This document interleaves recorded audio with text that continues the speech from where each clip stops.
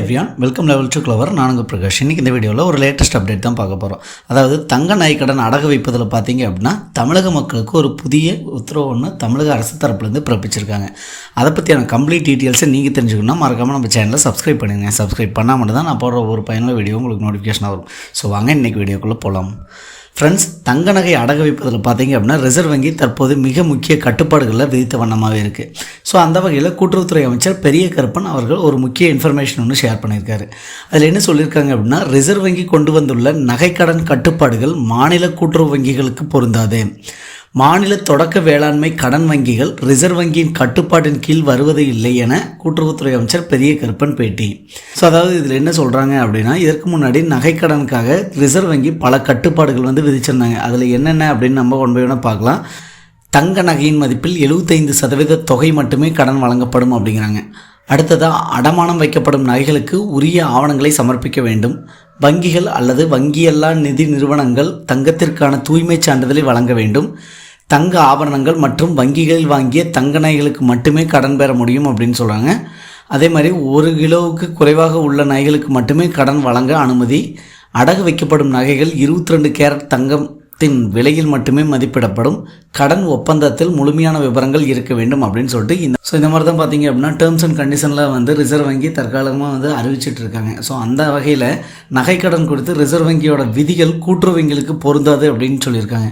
அதில் மேலும் என்ன சொல்கிறாங்கன்னா, தமிழ்நாடு கூட்டுறவுத்துறை அமைச்சர் KR பெரிய கருப்பன் தலைமையில் தலைமைச் செயலகத்தில் நேற்று கூட்டுறவுத்துறையின் ஆய்வுக் கூட்டம் நடந்தது.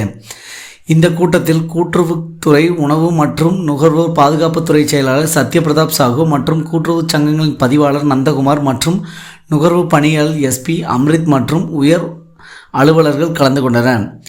இதைத் தொடர்ந்து பெரிய கருப்பன் நிருபர்களுக்கு பேட்டியளித்த போது என்ன சொல்லியிருக்காரு அப்படின்னா, கூட்டுறவுத்துறை சார்பில் 49 அறிவிப்புகள் வெளியிடப்பட்டன. தற்போது அதன் நிலைகள் குறித்து ஆலோசிக்கப்பட்டது. மேலும் 1,10,000 கோடி ரூபாய் வங்கி பரிவர்த்தனைகள் மேற்கொள்ள இலக்கு நிர்ணயிக்கப்பட்டு சிறப்பாக செயல்படுத்தப்பட்டு வருகிறது கூட்டுறவுத்துறையின் மூலமாக அப்படிங்கிறாங்க. விவசாயிகளுக்கு பயிர்க்கடன் மட்டுமல்லாமல் புதிய கால்நடைகள் வாங்க கடன் அதிக அளவில் வழங்கப்பட்டு வருகிறது.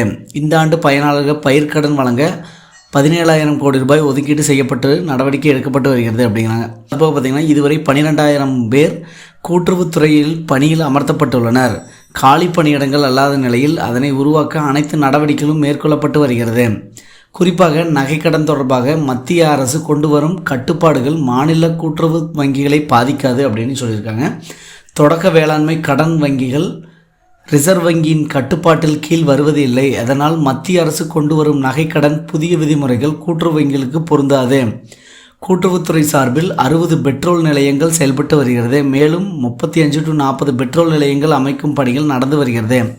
முதல்வர் மருந்தகத்தில் வாடிக்கையாளரின் எண்ணிக்கையும் அதிகரித்து கொண்டு வருகிறது. நல்ல வரவேற்பு கிடைத்திருக்கு என்பது இதுதான் சாட்சி மற்றும் வளர்ச்சி அப்படின்னு சொல்லியிருக்காங்க. ஸோ இதிலிருந்து என்ன சொல்கிறாங்க அப்படின்னா, ரிசர்வ் வங்கி கொண்டு வரக்கூடிய அனைத்து கட்டுப்பாடுகளும் பார்த்தீங்க அப்படின்னா தமிழகத்தில் இருக்கக்கூடிய மாநில வங்கிகள், அதாவது பார்த்தீங்க அப்படின்னா தொடக்க வேளாண்மை கூட்டுறவு வங்கிகள் பேக்ஸ் அப்படின்னு சொல்லுவோம். ஸோ கிராமத்தில் இருக்கக்கூடிய தொடக்க வேளாண்மை கூட்டுறவு வங்கிகளுக்கு இது பொருந்தாது. ஏன்னா இது முழுக்க பார்த்திங்க அப்படின்னா ரிசர்வ் வங்கியின் கட்டுப்பாட்டில் இல்லாமல் அந்தந்த மாவட்ட வங்கிகளோட கட்டுப்பாடு, அதாவது டிஸ்ட்ரிக்ட் கோஆப்ரேட்டிவோட கட்டுப்பாட்டில் இருக்குது. முழுக்க நகைக்கடன் குறித்தான இந்த ரிசர்வ் வங்கியோட அறிவிப்பு கூட்டுறவு வங்கிகளுக்கு பொருந்தாது. அதாவது கூட்டுறவு வங்கிகள் அப்படின்னா தொடக்க வேளாண்மை கூட்டுறவு வங்கிகளுக்கு பொருந்தாது அப்படின்னு சொல்கிறாங்க. ஸோ நகைக்கடன் வைக்கிறீங்க அப்படிங்கிற பட்சத்தில் கண்டிப்பாக இந்த டேர்ம்ஸ் அண்ட் கண்டிஷன் பொருந்தாது அப்படின்னு அதோட அமைச்சர் பார்த்தீங்க அப்படின்னா பெரிய கருப்பன் தெரிவிச்சிருக்காரு. இது மக்களுக்கு அனைவருக்கும் ஒரு பயனுள்ள அறிவிப்பு அப்படின்னு நினைக்கிறேன். ஸோ மற்ற வீடியோவில் சந்திக்கும் முறை உங்களிடமிருந்து விடைபெறுவது உங்கள் பிரகாஷ். பாய், டேக் கேர்.